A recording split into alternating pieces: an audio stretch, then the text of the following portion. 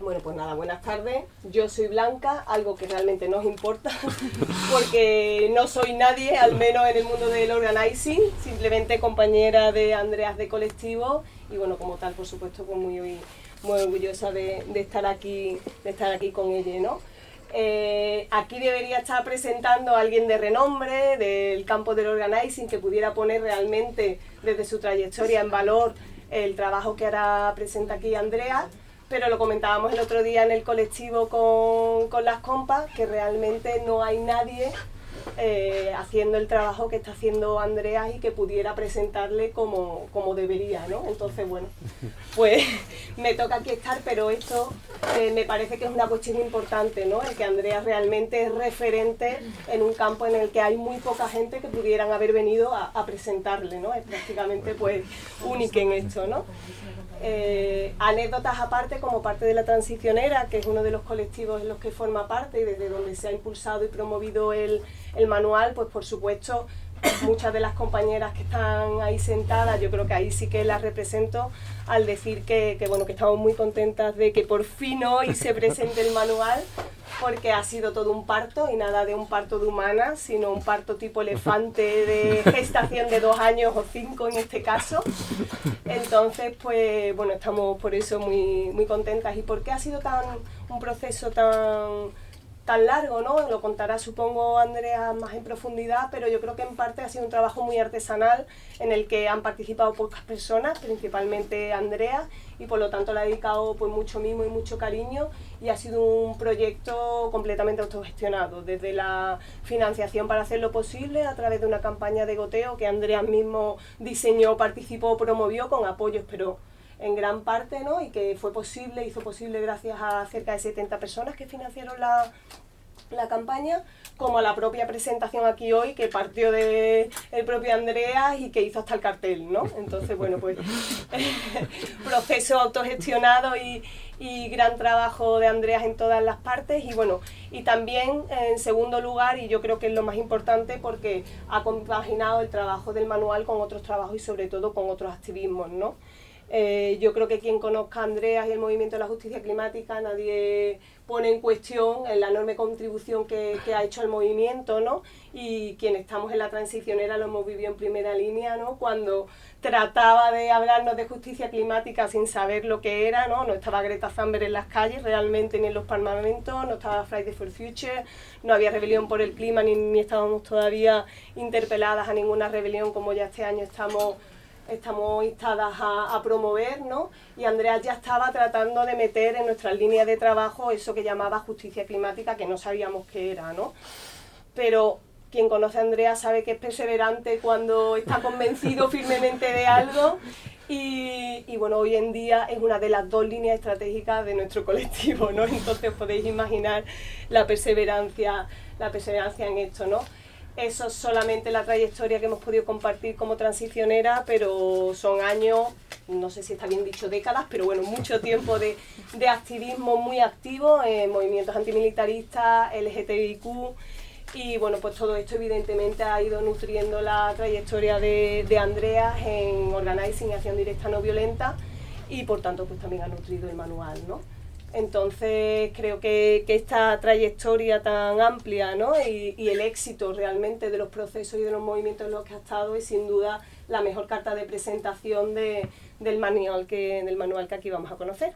Así que bueno, ya me callo porque yo tengo muchísimas ganas de por fin escuchar a Andrea, y si nos puede hacer una síntesis de ese pequeño manual de más de 300 páginas, pues lo mismo también. Así que nada, muchas gracias. Bueno, gracias, Blanca. Sí, gracias también a todos por venir. Estoy un poco nervioso, como nunca he hecho una presentación, vale, nunca antes he escrito un libro y nunca antes he hecho una presentación de un libro, entonces también un poco primero, pero vale. Sí, realmente, pequeño manual, no es tan pequeño, pero la primera idea era un pequeño librito de A5 más o menos y 100 páginas, pero vale, el tamaño se ha duplicado y las páginas triplicadas en el trabajo. porque me di cuenta que realmente muchos de los materiales que a mí me parecen muy importantes incluía que no existen. No puedes simplemente hacer una referencia para saber más de esto en español y este libro. No, porque no hay. Y entonces realmente se ha ampliado cada vez más, porque este concepto necesito, porque este a mí me parece muy importante. Y realmente la primera inspiración de este manual ha sido, me recuerdo, estuve en Las Palmas, en Gran Canaria, preparamos una acción directa no violenta, y estuve con una colega en coche y hablamos de, vale, realmente lo que hace falta es, hay muchos manuales también en español de facilitación, de procesos de grupos, también de cómo hacer una acción, pero no se habla de la estrategia, no se habla de la planificación de campañas, no se habla de muchos de esos temas. Y creo que es una debilidad de los movimientos que se pasa de acción a acción sin tener claro a dónde queremos ir, cómo es el camino. Y también pregunté a otros activistas con larga trayectoria en el Estado español, principalmente del MOC, del mundo de formación en no violencia, qué manuales hay realmente sobre campañas, sobre estrategias, y la respuesta siempre era, era casi un silencio. Entonces me veo un poco, vale, ok, si no hay, aunque hace 5 años mi español era bastante peor que ahora, entonces si no hay, quizás tengo que escribirlo yo. Entonces, primero lo dije un poco como broma, pero después, entonces, ok, me pongo a trabajar, ¿no? Entonces, esta era una inspiración. Y con esta amiga también continué a hablar sobre el manual, sobre el progreso. Me ha animado a continuar porque escribir algo así es un proceso duro a vez en cuando no sabes cómo continuar y falta tanto y todavía sí, te falta la energía a vez en cuando. Y realmente yo he tenido meses y meses cuando no he avanzado nada porque me faltaba la energía. También los 5 años, 4 o 5 años también por esto, que no era un trabajo continuo, pero también había siempre periodos sin trabajo. Claro, también creo que es importante reconocer que he trabajado mucho con Checho, que al inicio también formaba parte de la transicionera en todo el proceso de, sobre todo, la edición del texto. Pasarlo a un español que es agradable leer, no solamente se entiende, y ha sido un trabajo bastante largo. También ha sido un reto porque al final decidimos que escribía todo el libro, todo el manual en el género neutro utilizando la E, y creo que por lo menos es el primer libro donde se ha hecho, y es un poco un proceso o ha sido también una decisión consciente, decisión política. Así que es importante que yo soy una persona no binaria, yo no puedo escribir ocultando mi propia identidad. Es una reivindicación política escribir este manual con la E como género neutro. Pero también ha sido un reto cómo hacer, porque realmente no existe una gramática completa del género neutro con la E. A ver qué dice la gente ahora, y probablemente hemos tenido cosas que son un poco raras, se pueden mejorar, pero creo que también es interesante como reivindicación política en temas de género. Vale, realmente para el tema de género sobre el lenguaje, aquí otra decisión consciente ha sido que cuando hablo del poder, del Estado, de los gobiernos, solamente hablo en masculino. Porque sería también un poco ocultar la realidad patriarcal solamente porque es correcto hacer desolamiento o hacer ese neutro, porque no importa si hay una Angela Merkel o otras mujeres, estas son estructuras patriarcales, son poderes patriarcales, y creo que por eso también era una decisión consciente, hablando del poder, siempre en masculino, en los gobiernos. Vale. Realmente este manual tiene 3 partes, quizás, o tres partes se puede decir. Una parte es de ejemplos de movimientos sociales exitosos, como inspiraciones, pero también creo que sí, son inspiraciones y motivación, porque el éxito de otros movimientos puede motivarnos. pero también es importante para aprender de estos movimientos que cómo lo han hecho, qué estrategias han utilizado, qué tipo de acciones, cómo se han organizado, aunque obviamente este no es suficiente para explicar todo esto. Pero esta es una parte de experiencias. Una otra parte es de teoría, no en el sentido realmente académico. No soy académico, pero sí creo que hay muchas cosas que vienen del mundo de la investigación de la violencia, la investigación de movimientos sociales, investigación de empoderamiento, procesos de empoderamiento que son muy interesantes y muy válidas para nosotras como activistas, pero hay que bajarlas a un poco simplificarlas porque la complejidad académica realmente nos va a paralizar si queremos analizar algo o practicar algo con esta complejidad. Pero este no sabes y este no sabes, nos falta información. Vale, sí, siempre nos va a faltar información, pero creo que hay herramientas útiles. Y eso es una parte teórica que realmente, voy a explicar un poco de qué modelo se trata. Y al final una parte práctica, porque se llama manual. Entonces hay una parte que realmente cómo se puede paso por paso planificar, desarrollar estrategias, planificar campañas, planificar acciones, evaluarlas también. Y hay dinámicas concretas que se puede utilizar en un taller, en un fin de semana, para hacer este proceso. Hay muchas otras también, porque no hay espacio para todas las dinámicas que existen. Pero creo que sí hay algunas que no son tan conocidas en el Estado español, y por esto están incluidos aquí. Entonces, en ese sentido, es bastante complejo.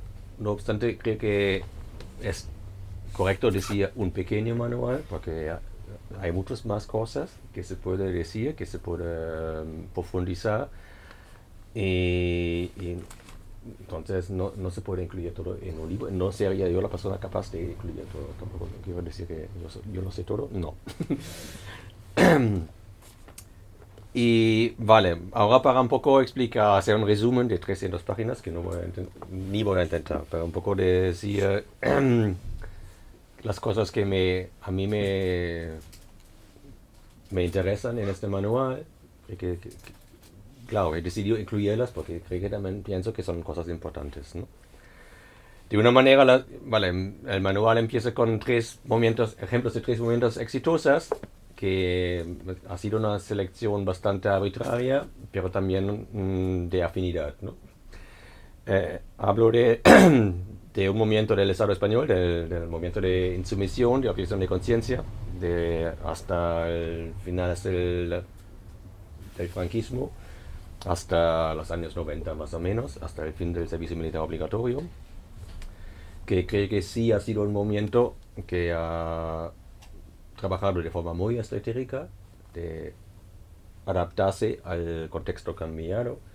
Los primeros objetores, en este caso sí, siempre hombres, se han organizado muy bien para organizar el apoyo ha sido durante el franquismo, entonces realmente una represión mucho mayor, también trabajando con el apoyo internacional, que también es muy importante ver cómo se puede utilizar mecanismos internacionales para protección y para influir un poco en los procesos, aunque es un proceso difícil.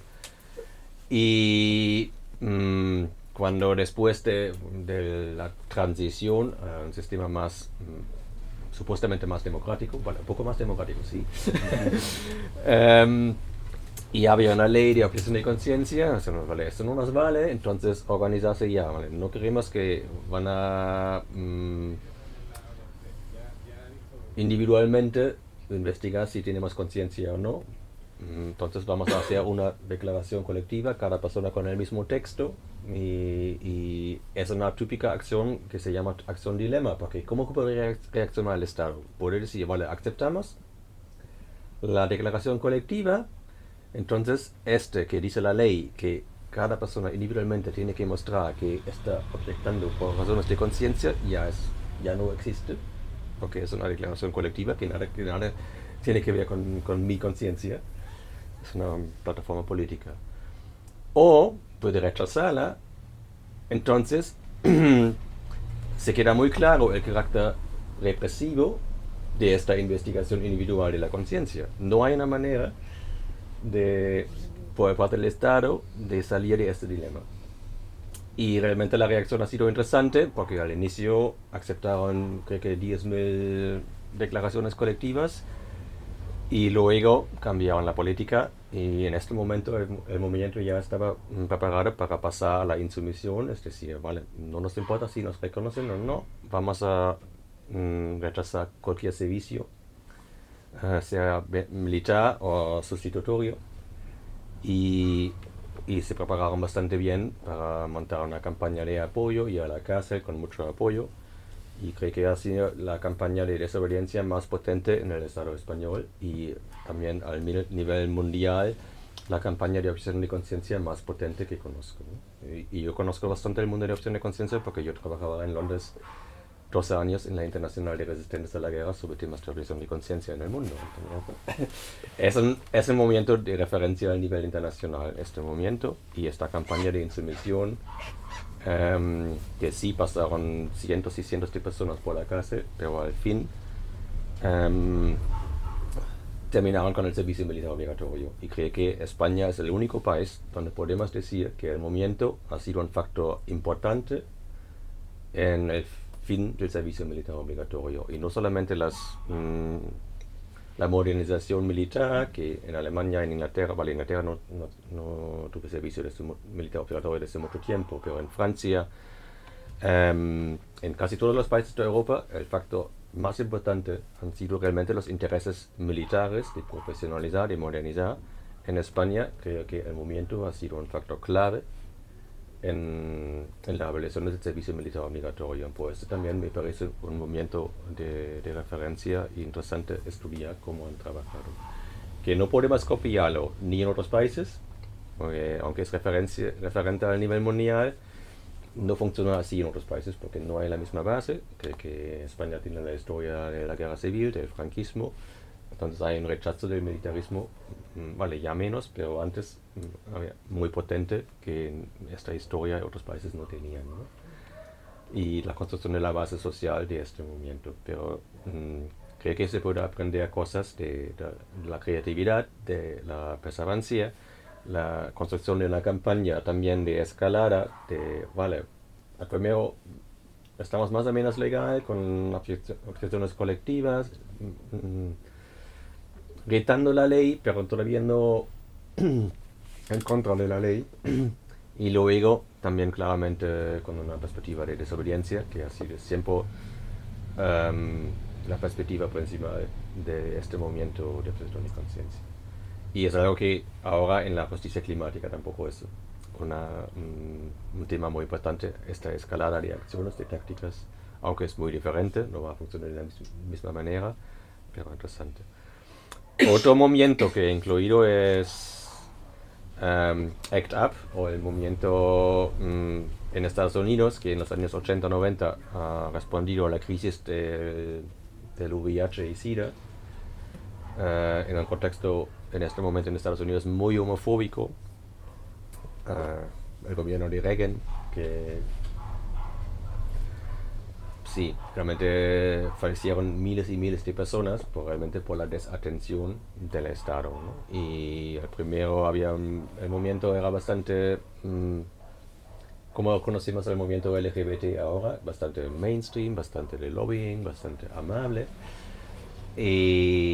pero no llegaron a ningún lugar.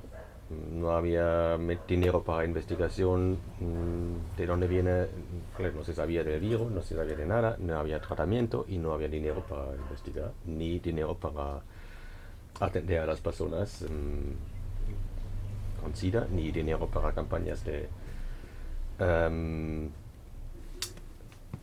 concienciación, de salud pública, un poco hablando, o lo que había tan homofóbico, donde no tienes sexo y sobre todo no sexo homosexual, entonces no te pasa nada. Y en el momento surgió ACT UP, ya basta, tenemos que, al primero, queremos continuar a tener sexo, está bien, tiene una perspectiva muy positiva y tenemos que pasar a acciones mucho más radicales y hicieron acciones hasta creo que en la Catedral de Nueva York, en la Bolsa, pues también, claro, cuando había los primeros medicamentos, hablando de... Estás vendiendo los medicamentos para $10,000 al año, sacando un dinero de esta gente enferma que no tiene ni en Estados Unidos ni seguro médico ni nada. No se puede hacer, ¿no? Entonces, con muchísimas campañas y también las primeras investigaciones no incluyeron, eran solamente centrado en hombres gay blancos, pero no incluyeron a mujeres, no incluyeron a personas racializadas, ni de hombres ni de mujeres. Entonces había sí, muchísimos problemas con estas poblaciones y ACT UP se organizaba bastante, también con acciones potentes de desobediencia en la administración de aprobación de medicamentos, no sé cómo se llama ahora, en la Casa Blanca. Una de las acciones, bueno, uno de los tipos de acciones que realmente para ACT UP era muy típico, era realmente, por ejemplo, con miles de personas, con la ceniza de la gente que murió de la SIDA, de tu amigo, de tu amante, de tu familia, fueron a la Casa Blanca para echar esta ceniza en el césped de la Casa Blanca. Y ver la gente con la ceniza y la policía bloqueando a la gente. Para mí parece una acción muy potente y muy simbólica, también para mostrar de dónde viene la violencia, de dónde viene esta desatención. Y su lema también me parece de hablar de silencio significa muerte, que era su lema. Era un cambio muy importante de perspectiva, porque realmente el problema que es, la gente no está muriendo, porque también está muriendo de la enfermedad, del SIDA, pero realmente de la desatención, de la falta de dinero, de la falta de investigación, y hay culpables, ¿no? Y no hablar de esto significa realmente que dejamos morir a la gente. Que también me parece muy interesante ahora, cuando hablamos de la emergencia climática, aplica esto un poco de rebelión o extinción. ¿Dónde estamos? ¿A qué lado estamos? Porque me parece que no es lo mismo, no estamos en el mismo contexto, pero creo que se puede aprender. Yo realmente ahora, especialmente estoy mirando un poco a ACT UP también este tema de, en el contexto en que estamos ahora, ¿de dónde sacamos energía? ¿Podemos tener esperanza o mira a ACT UP en el sentido de, vale, ¿cómo puedes tener esperanza si todos tus amigos están muriendo? ¿O de dónde sacas tu energía? La furia, la rabia, también, y también el dolor, convertir el dolor en rabia y en energía para la lucha. Creo que puede ser un proceso para seguir luchando, porque si acabamos luchando, ya estamos perdidos, ¿no? Entonces creo que también ACT UP es un movimiento muy interesante, ha sido el primer movimiento queer en ese sentido del concepto político y de acción queer, no solamente una palabra más moderna de LGBT. Y se puede aprender mucho de este movimiento.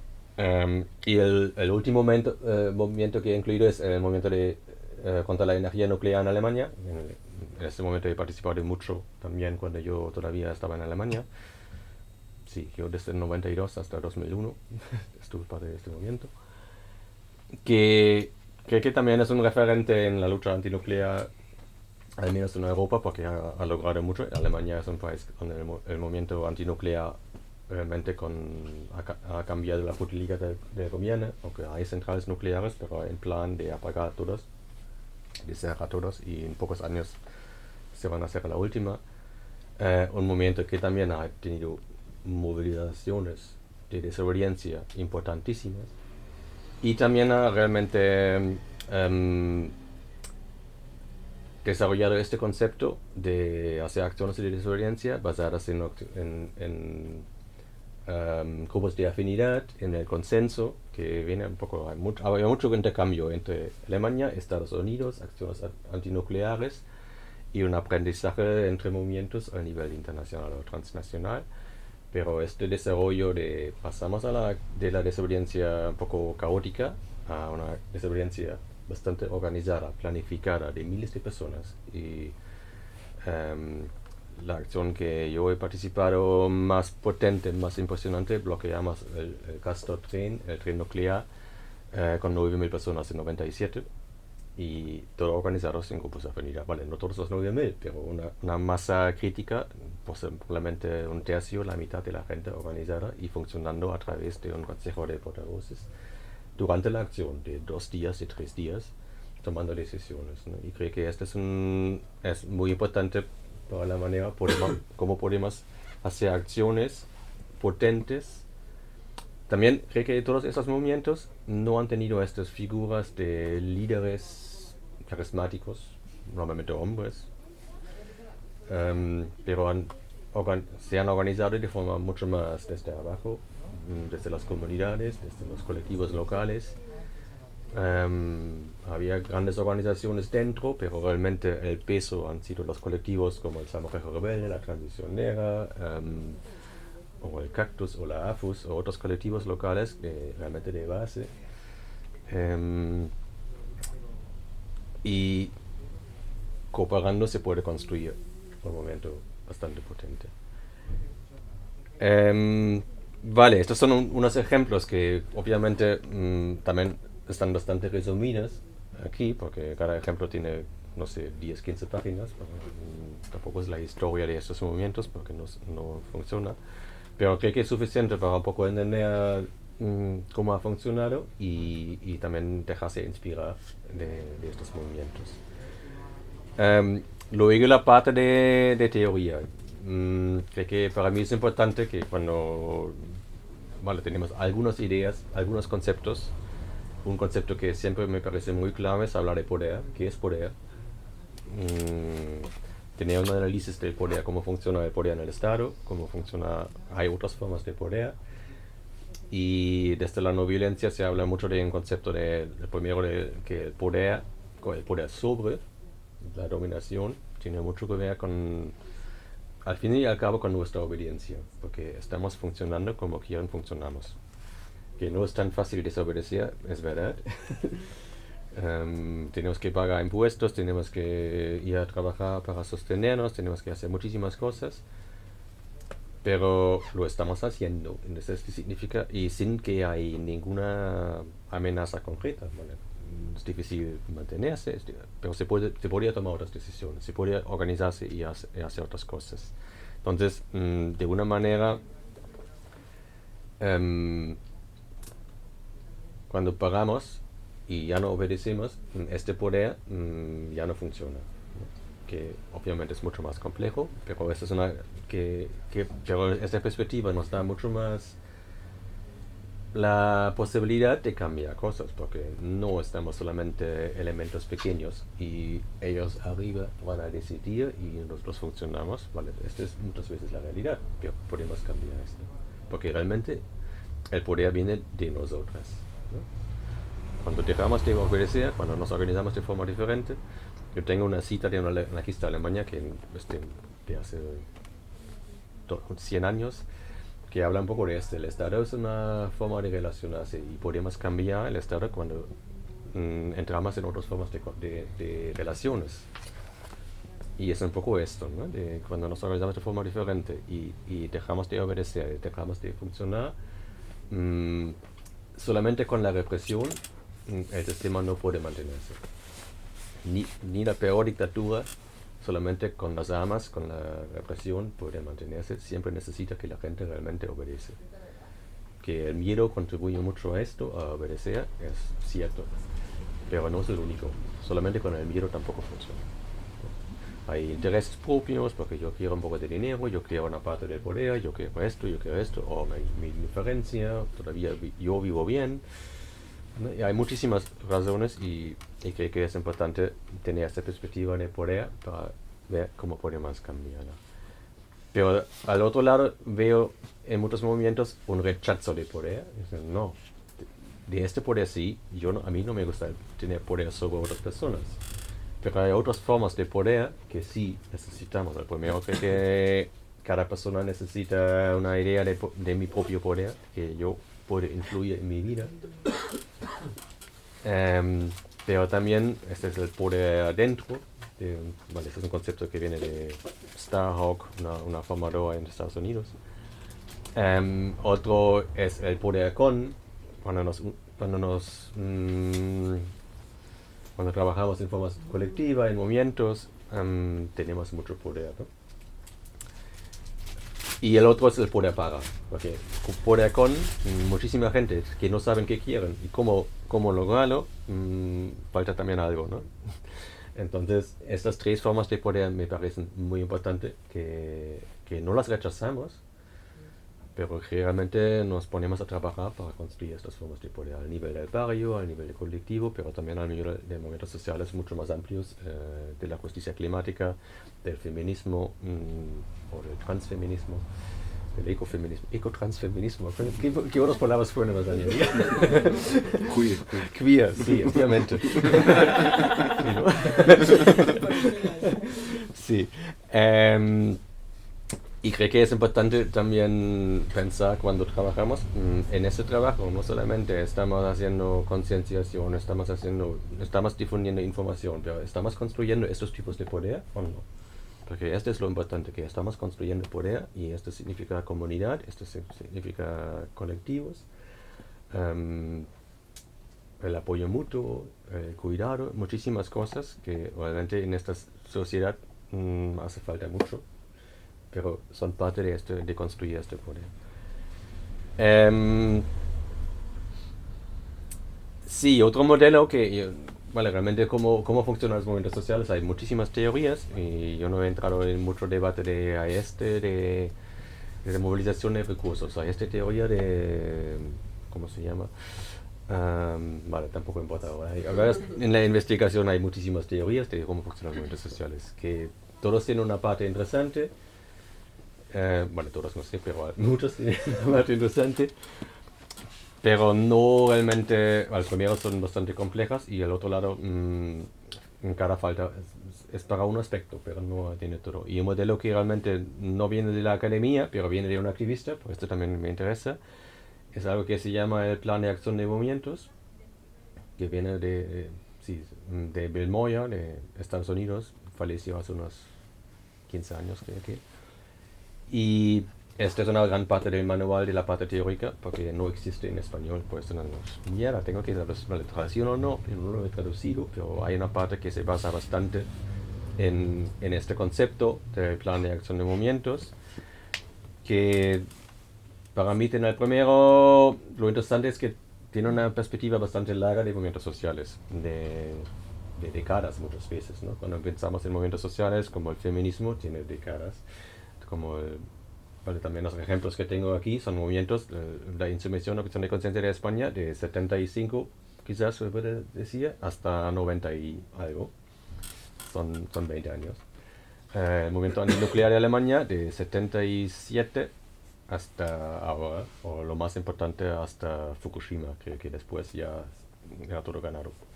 Este era en 2011, son 40 años, más o menos. Y bueno, la ECTAP era más corto, eran que 10 años. Pero es importante también tener esta perspectiva larga. Y hablar de cada momento realmente cada momento exitoso pasa por 8 fases. Y también entender que cada fase tiene sus propios objetivos, tiene su propia manera de funcionar el Estado. Y no tiene sentido al inicio del momento ya pensar en que, vale, el año que viene tenemos todo logrado, tenemos el éxito. No. Y hasta cuando empezamos a movernos y hay muchísimo movimiento, entender que el éxito todavía no viene, porque este es el primer paso, que ahora el discurso está cambiando, pero hay mucha resistencia por parte del poder real, del gobierno, de la economía. Y todavía necesitamos más tiempo para realmente romper esto y cambiar esto, y esta es otra fase. Entonces, ver qué fase viene Y realmente una cosa que dice Bill Moyers, hay que convencer a la gente 3 veces, por ejemplo, ¿no? Dice, el primero, que existe un problema. Porque si la gente no piensa que hay un problema, podemos hablar como queremos, no hace falta, no nos van a escuchar.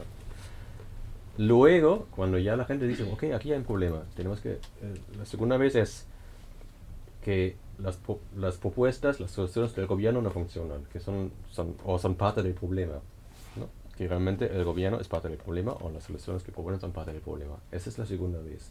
Y esa es la fase de la movilización, que realmente esto no queremos porque no funciona.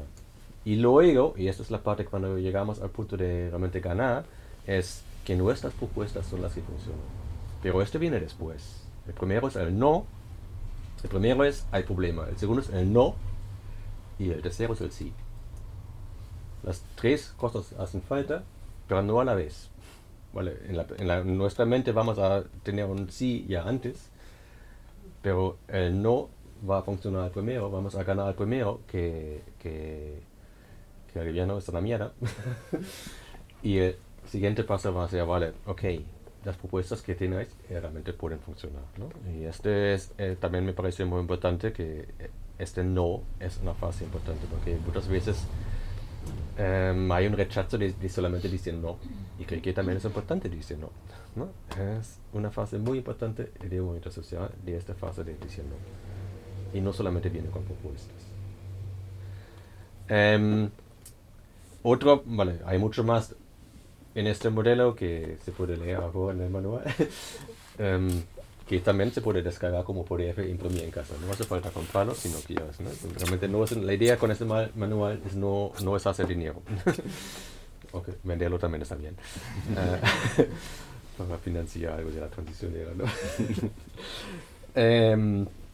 Otra parte de este modelo es que habla de 4 roles típicas de activistas, ¿no? Y cada movimiento necesita estos 4 roles, y según la fase del movimiento, el equilibrio entre los roles es diferente, pero no puede faltar ninguna. El primero es que normalmente cuando hablamos de movimientos sociales, probablemente el rol que siempre pensamos es rebelde, de rebelde. Un movimiento sin rebelde no va a funcionar. Estas son la gente que está diciendo no, es la gente que hace la acción directa o con la pancarta o estas cosas. Pero también en cada movimiento social vamos a tener reformistas, nos gusta o no, y tienen su rol. Que esta es una relación con tensiones, siempre no se puede evitar, pero tienen su rol. Y creo que es importante que no cortamos el contacto entre la rebeldía y el reformismo, siempre teniendo en cuenta que creemos que las cosas también es importante que realmente la base del movimiento tiene que estar en la ciudadanía. Entonces hay ciudadanos en el movimiento que son la gente del barrio, del campo, de la gente normal, y realmente son una parte importante también del éxito. Cuando realmente convencemos a la gente, hay mucha gente que no solamente son activistas, y son una protección importante, porque realmente si tenemos este apoyo, este es parte del movimiento, la represión se hace mucho más difícil. Y el último rol es el agente del cambio, que es un poco el rol de pensar estratégicamente, de construir redes, de formación, de educación, de poner todo en la perspectiva a largo plazo. Y esos roles pueden ser eficaces o también se puede hacer de forma menos eficaz, como los reformistas cuando realmente se ponen muy cerca del poder, ya no son eficaces y pueden causar mucho daño. Pero los rebeldes también pueden ser ineficaces cuando ya no piensan realmente en su objetivo, que podemos lograr como movimiento, pero solamente dicen no, y sin pensar que todavía tenemos el apoyo de la gente, ¿no? También podemos perder mucho apoyo si las acciones de rebeldía no son bien pensadas. Y los agentes de cambio, por ejemplo, también a veces Quizás somos demasiado pensado en, ese tiene que funcionar así, pero la gente no está en este punto. Entonces nos olvidamos de la gente, los activistas tienen necesidades y no solamente somos máquinas, ¿no? Este también es una parte importante de este modelo. Y también para mí yo siempre me he sido muy anarquista, muy rebelde, pero ha sido también interesante ver que no, otros roles también tienen su papel, tienen su beneficio y tenemos que ver que todos pueden trabajar juntos y enriquecerse con la tensión que siempre hay. Nunca va a ser una relación sin tensiones, pero se apoyan mutuamente, ¿no? Creo que nos hace falta a veces esta perspectiva de no hace falta que estamos todo 100% ideológicamente de acuerdo, pero estamos en un movimiento mucho más amplio. Entonces, esta es una gran parte de este modelo del plan de acción de movimientos, aquí del manual. Y otro que me ha gustado mucho, que es de una investigación de un amigo mío, un libro que solamente existe en inglés, aunque él es de Alemania, que habla de los movimientos sociales realmente mirando qué mecanismos de éxito hay. Que, por ejemplo, en casi toda la investigación de movimientos sociales se habla mucho de cómo se están movilizando, cómo llegan a la gente, cómo se habla del framing, cómo poner el marco, cómo definir el problema, ¿no? Pero hay muy poca investigación al final, cómo tienen éxito. Y él ha hecho un trabajo empírico y también teórico, porque mira, cómo los movimientos sociales realmente han tenido éxito. Y de este ha desarrollado un esquema de 5 mecanismos, que también están un poco explicados aquí. O sea que el primero es, obviamente, siempre hablemos de la opinión pública. Pero la opinión pública, como convencer a la opinión pública, tiene la opinión pública en nuestro favor, este solo nunca ha funcionado, casi nunca ha funcionado. Entonces, sabemos que nuestra democracia no es tan democrática, entonces no sorprende, ¿no? Que si los gobiernos realmente harían lo que dice la mayoría, el mundo sería bastante diferente. Pero es importante realmente tener claro como concepto que este no es suficiente. El otro mecanismo es el mecanismo él le llama perturbación, que es la desobediencia brutal. Y creo que es un mecanismo importante que, por ejemplo, ha utilizado mucho el movimiento antinuclear de Alemania, que solo tampoco funciona, pero tiene y el problema también es realmente llegar a este nivel de movilización, a este nivel de perturbación para activar el mecanismo y mantenerlo no es fácil, ¿no?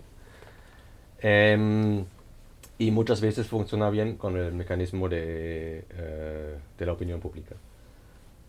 Otro es también el mecanismo legal. Muchos movimientos sociales han utilizado mucho litigaciones estratégicas, otros tipos de juicios, denuncias legales. Por ejemplo, el movimiento de derechos civiles en Estados Unidos ha hecho muchísimo de esto.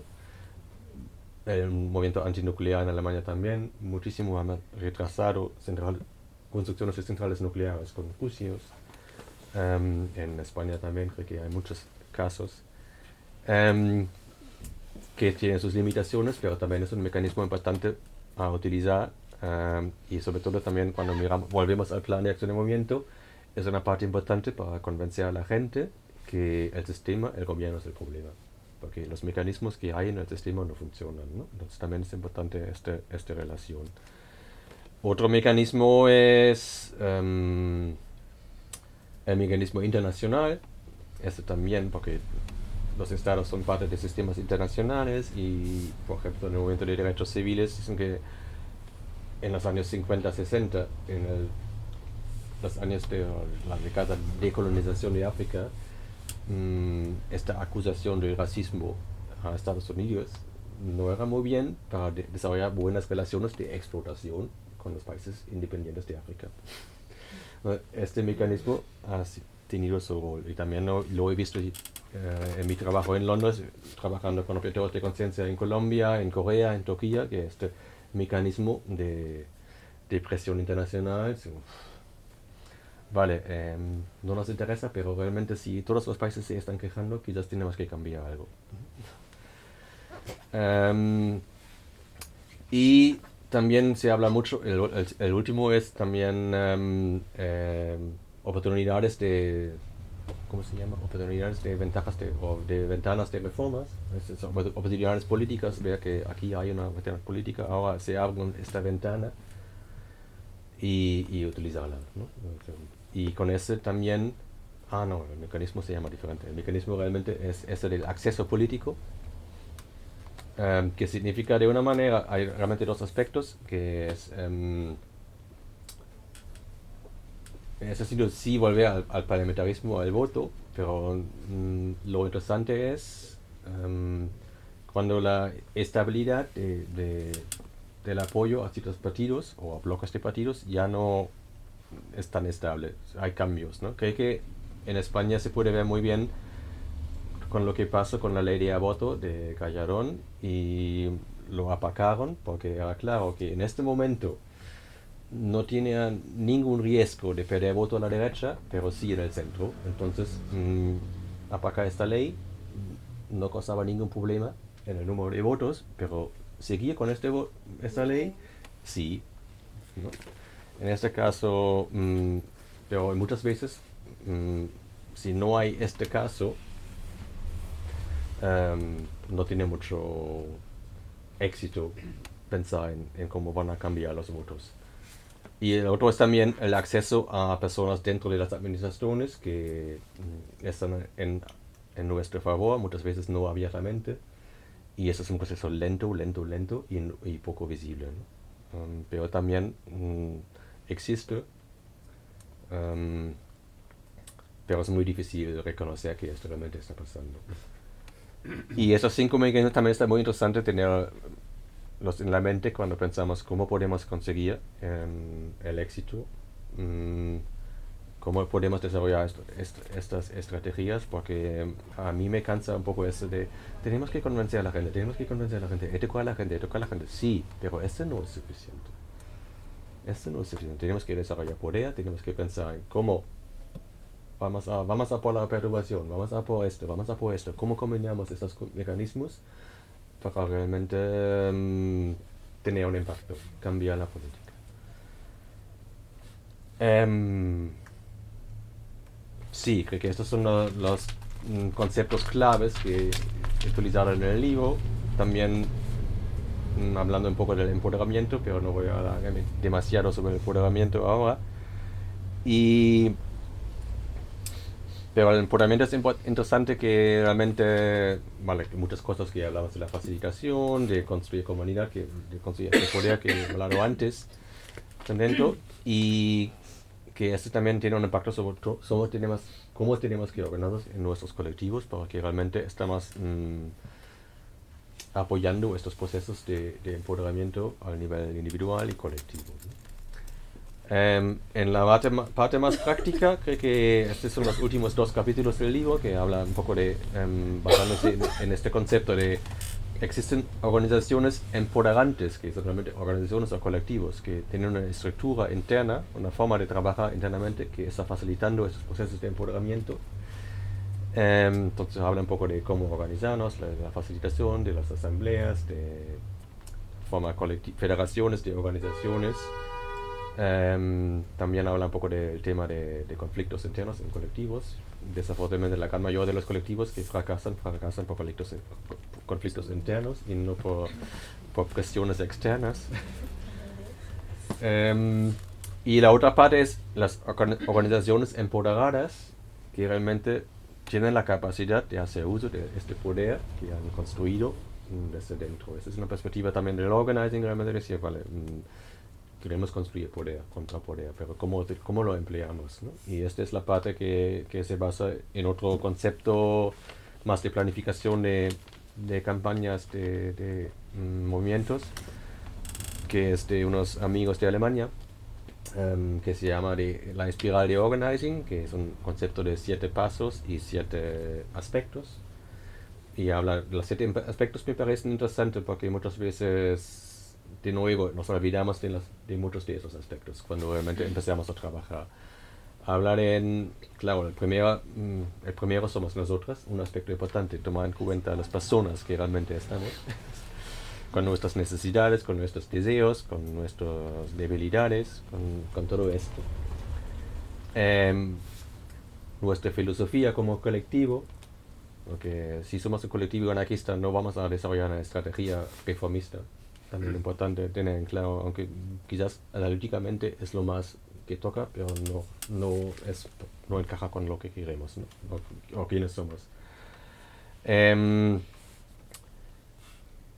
estructuras y procesos tenemos internamente? Ese es el aspecto de organización empoderante, ¿no? Si tomamos siempre en cuenta qué procesos tenemos en la planificación, en la acción, en la evaluación, en cómo funcionamos. Las ideas sobre el problema y su solución que van a cambiar con el avance del movimiento, pero también tener siempre en cuenta esto.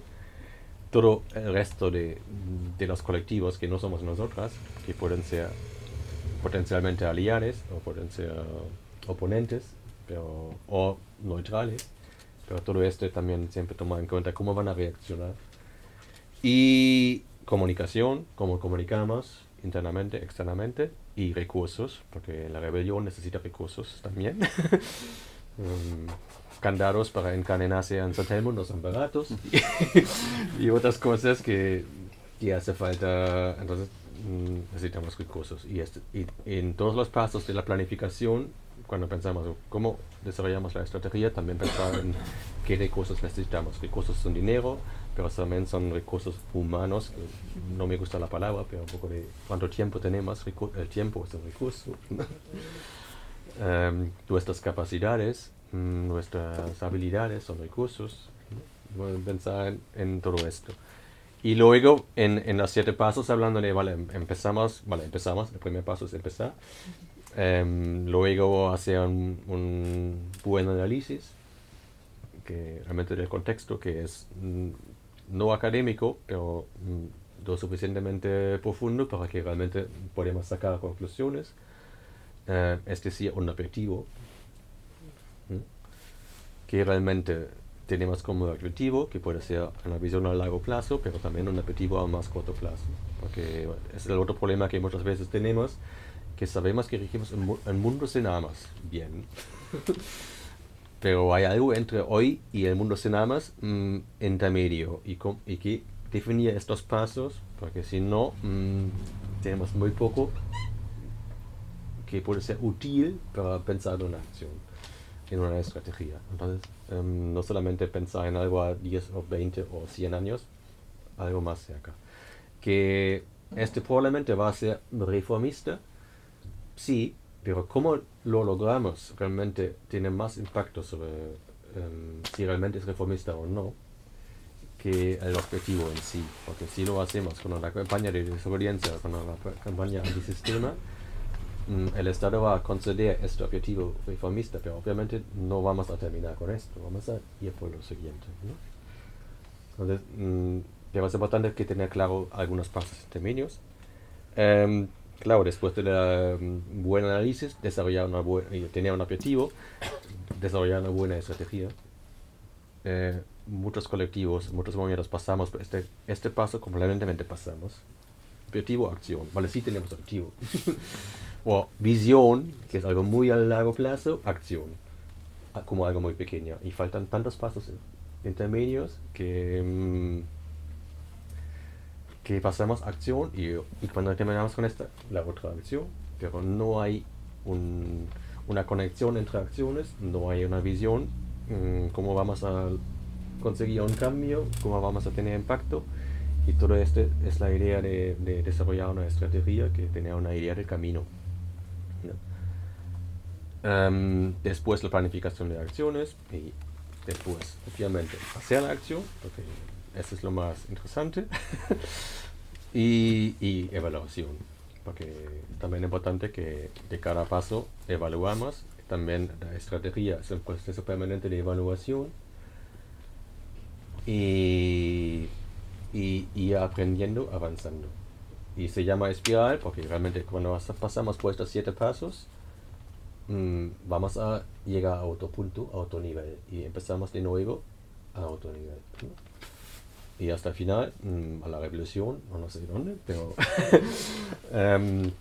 creo que lo interesante es un poco, y a mí me interesa mucho tener 7 aspectos también, porque muchas veces en la estrategia nos olvidamos de nosotros, nos olvidamos de nuestras necesidades, nos olvidamos de nuestra filosofía, nos olvidamos de los recursos. Y creo que es importante siempre tener todo presente.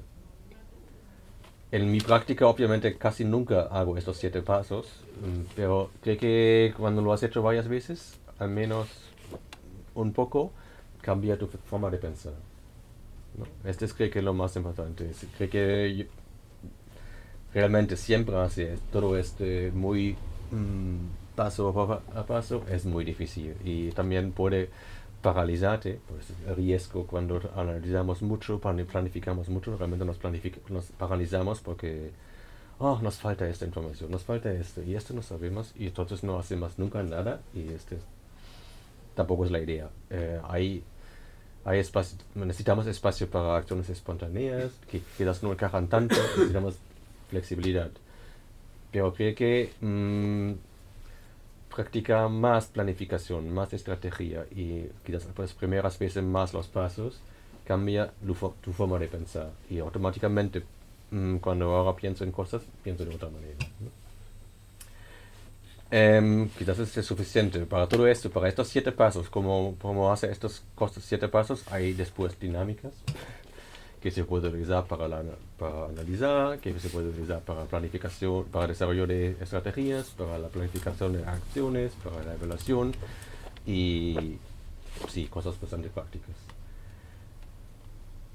Vale, eso es un poco un resumen de 300 páginas y seguramente se puede mejorar, seguramente faltan cosas, seguramente me he equivocado en puntos, se puede también estar de acuerdo, mi opinión claramente también está dentro, no estoy ocultando mi perspectiva ni queer ni anarquista, al mismo tiempo no es un libro anarquista ni queer, pero vale, es importante creo que también, para mí es importante también esta transparencia de dónde vengo yo, y esto es un poco mi manual.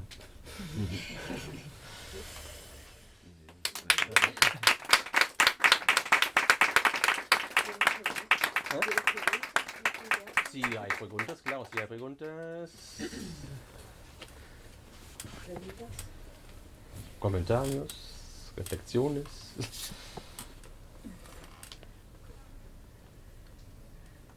Yo creo que todo el mundo, ¿no? Nos hemos quedado un poco... Yo estaba como tratando de mi esquema mental diciendo, esto no lo hago nunca, esto no sé qué, esto no sé cuánto. Vale, esta es la clave, entonces esto no vamos a fracasar en esto, ¿no? O sea que estoy como, vámonos ya, que en la transi, bueno, hemos editado, hemos corregido y tal, pero las 306 páginas, pues confieso ya que no, y casi que iba con ganas de decir, uy, me quiero ir ya a leérmelo, ¿no? Pero... No sé, yo te preguntaría un poco a lo mejor como desde esta perspectiva, bueno, con todo esto, ¿no? ¿Cómo lo estás aplicando? Que sabemos que lo estás aplicando al movimiento de la justicia climática, ¿no? Que ahora mismo es quizás, yo creo, la lucha en la que estás ahí volcando.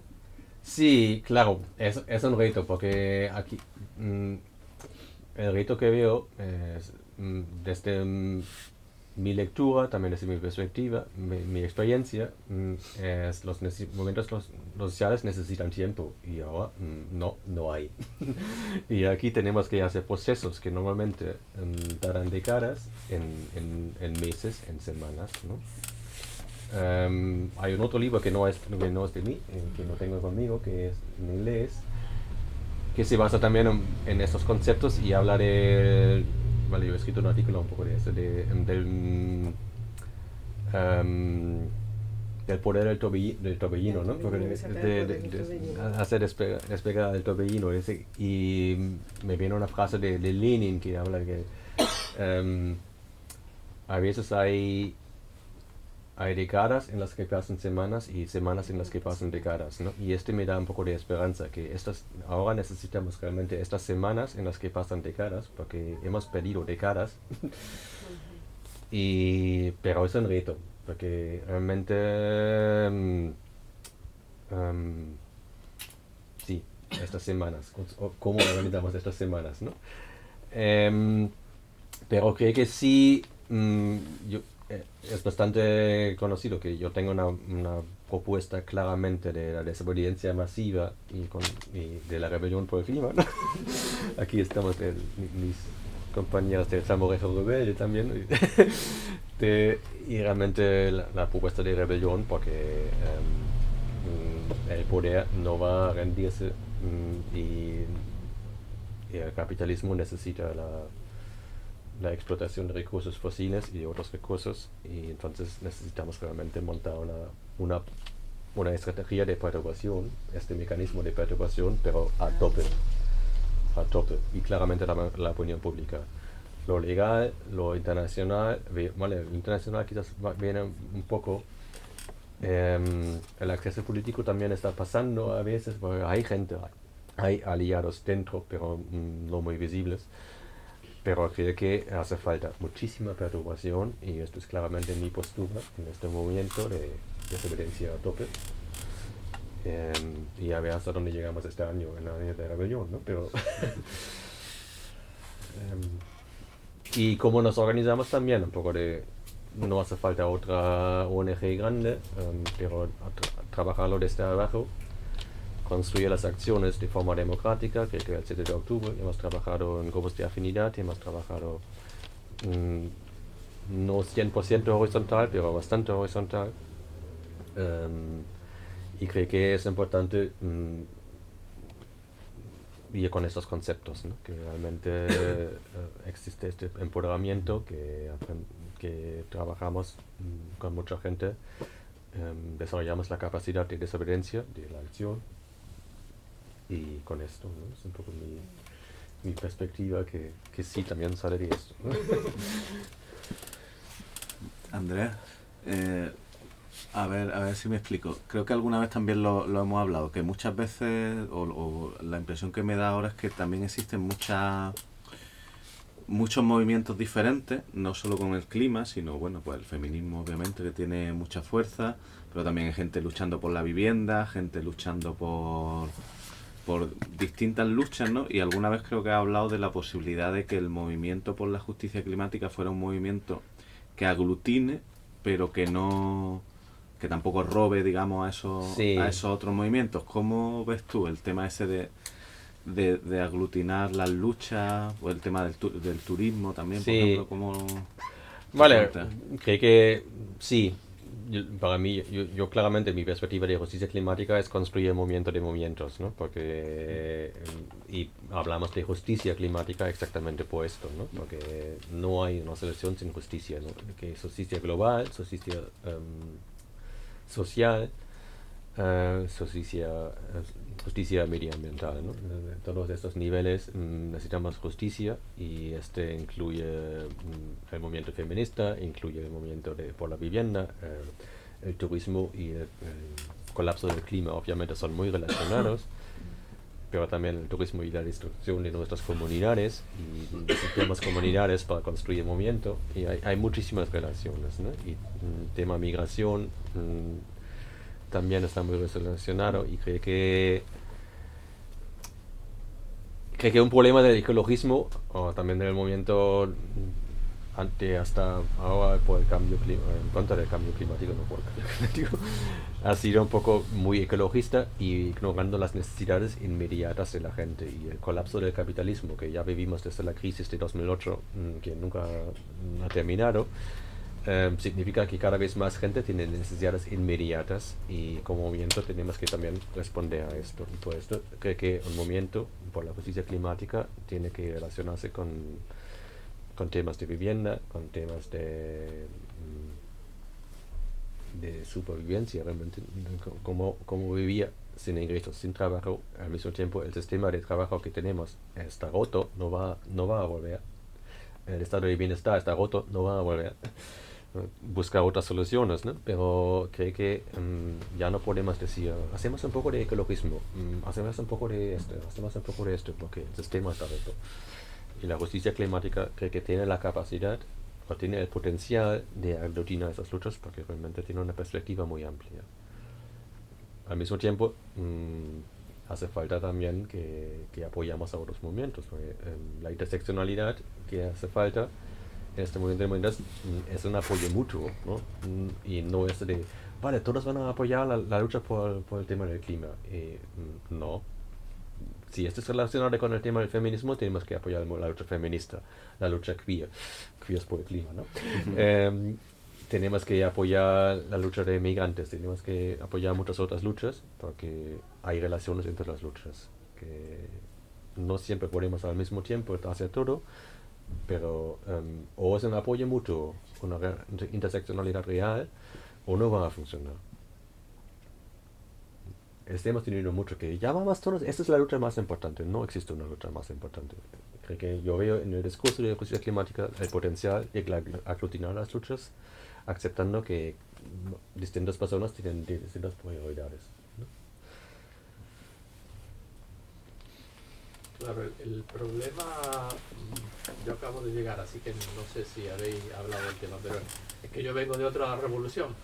Acabo de venir tarde porque llego de otra revolución también. Y el problema es que hay muy pocos indios como para cambiar.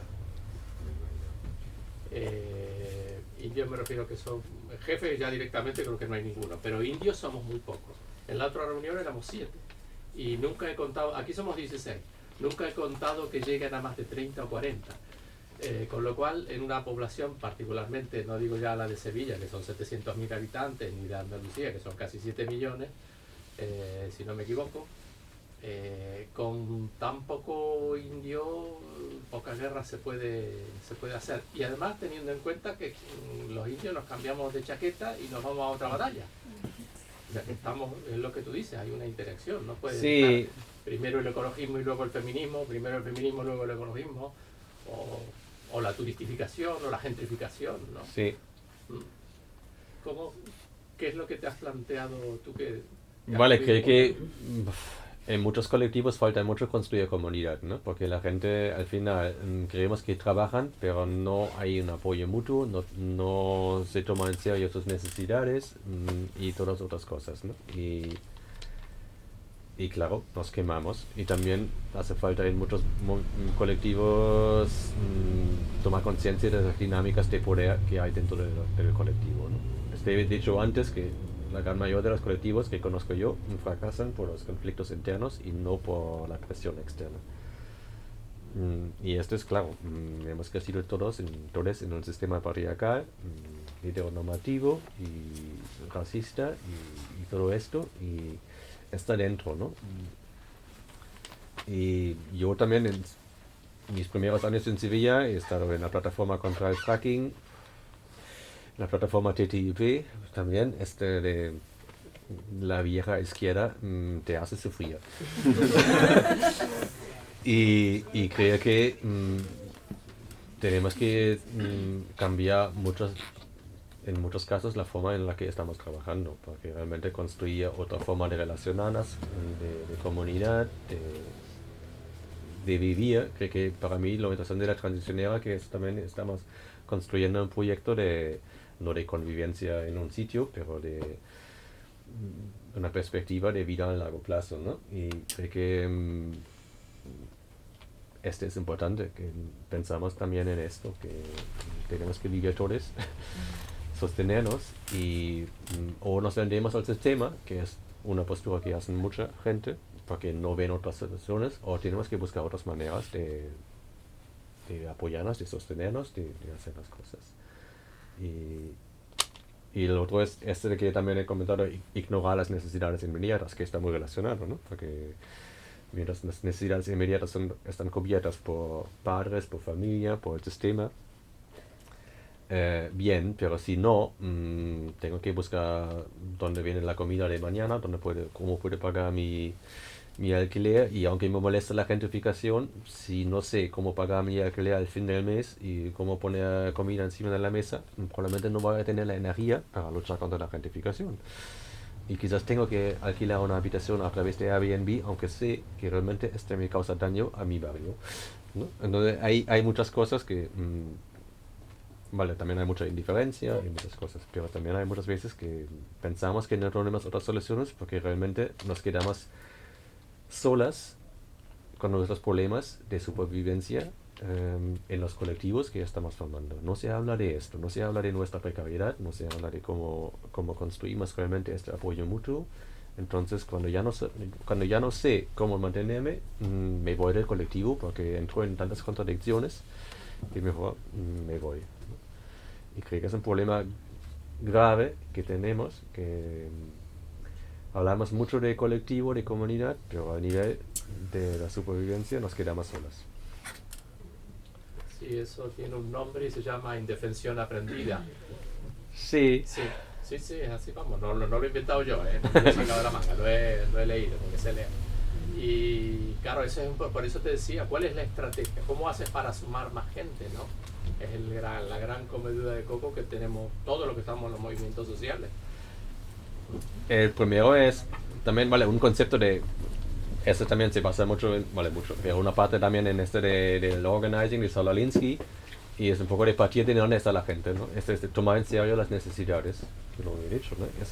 Y muchas veces queremos convencer a la gente de nuestras ideas, pero realmente no escuchamos a la gente. Y entonces nos sorprende que no vienen, porque sus problemas son otras.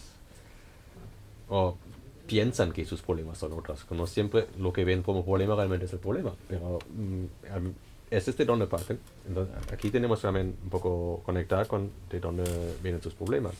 Yo también he visto en movimientos que en ciertas comunidades, en el movimiento antinuclear, por ejemplo, en Alemania, en una parte muy conservadora, la gente estaba siempre votando al equivalente del PP, y empezaron a construir una planta de reprocesamiento de residuos nucleares y una radicalización impresionante en muy poco tiempo. Y fuimos después de pocos años, hicimos una acción y nos quedamos con activistas mayores, vale, que no han sido activistas toda su vida, pero empezaron 2-3 años antes.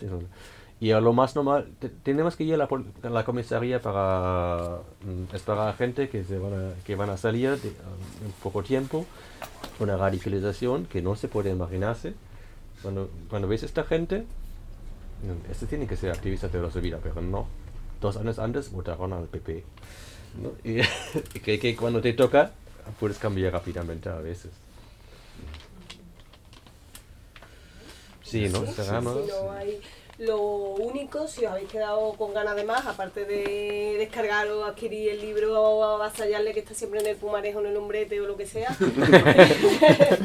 desde Amor de Barrio, que es una de las iniciativas que trata de promover procesos de transición aquí en el barrio, un poco amparado también en la filosofía del organizing, hemos organizado, para la redundancia, para este sábado una formación que dará Andrea todo el día. Y para el que sí, para cuestiones de gestión, ver cuántas somos y tal, hay una inscripción. De aquí a mañana cerramos el plazo de mediodía, está en la web de amordebarrio.net y ya está, solo como ese momento de promoción y nada. Celebrarlo, ¿no? Una cervecita o algo. Una cervecita. ¿no? Y gracias a la fuga, Luis. Sí, también.